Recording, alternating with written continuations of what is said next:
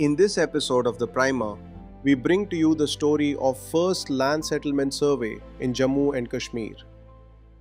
Mapping the Land, the first settlement survey of Jammu and Kashmir. In the late 19th century, the princely state of Jammu and Kashmir embarked on one of its most significant administrative exercises, the first modern land settlement survey. This survey reshaped the relationship between state, land, and subject and laid the groundwork for the Dogra kingdom's revenue system in the modern era. By the 1880s, the Dogra rulers recognized that the old patchwork of revenue claims, customary rights, and undocumented holdings hampered governance. While local tax systems had operated under the earlier Maharajas, there was no systematic survey to define ownership, assess the land's value, and fix state revenue demands across the territory. In January 1887, the state appointed Andrew Wingate as land settlement officer to lead the first phase of the survey across the valley's tehsils. Wingate's role was framed in a British-influenced model of land administration. He collected data on acreage, crops, irrigation, market access, and tenancy, then prepared a revenue demand that would normally remain fixed for a decade. His preliminary report documented the pressures faced by cultivators: high middleman margins, exploitative leases, and inadequate irrigation. The survey was significant for three reasons. First, it introduced scientific measurement of land. For the first time, the state possessed maps, measured plots, delineated rights, and fixed categories of land use. Although earlier triangulation and mapping work had been done by surveyors, such as the quarter-inch map completed in 1861, this was the first time these tools were deployed for revenue settlement. Second, it made the state a more concrete landlord. Once land was measured and rights defined, the Dogra state could demand a fixed tax, monitor compliance, and reduce arbitrary levies. Third, it carried social impact.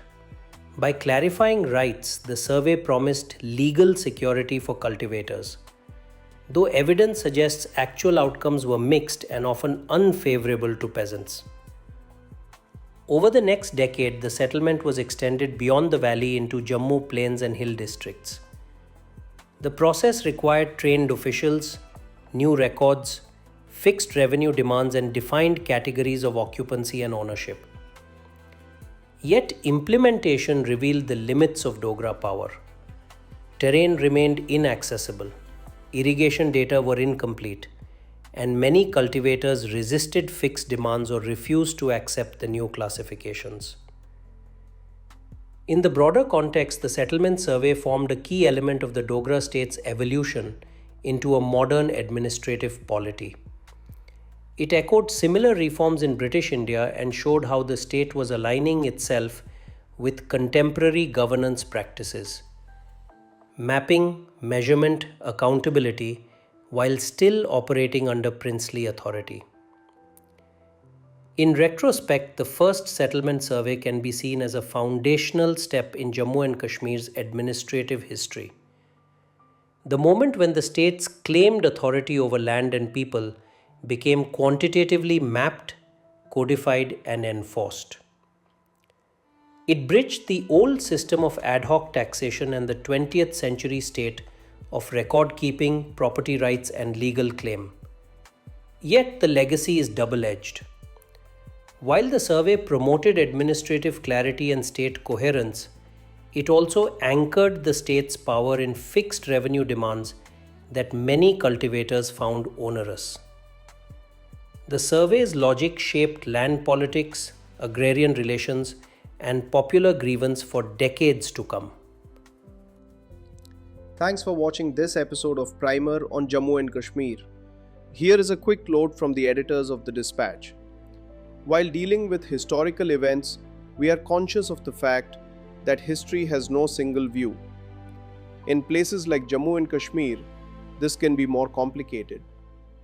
While explaining the events of history through this primer, we are taking the best possible care to be objective and to offer context wherever views differ starkly. We welcome you to write to us and enrich the knowledge base on Jammu and Kashmir.